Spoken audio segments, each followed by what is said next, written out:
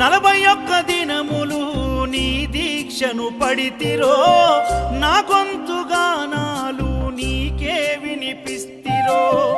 అన్ని వదిలి నేను నీ పూజను చేస్తిరో, నన్ను నేను మరచి నీ సేవలో ఉంటిరో. భక్తితోని భజన చేస్తూ బయలుదేరితి, శక్తినిచ్చి నన్ను నడిపించు శబరికి. నేను అలసిపోతిని నిన్ను చూడలేనని, నీ భక్తుడైనా నే బాటసారిని. క్షణముండలేను తండ్రి నేను తల్లడిల్లిపోతి, ఈ పాదయాత్రలో నీ దరి కాననైతిని. ఎంత దూరం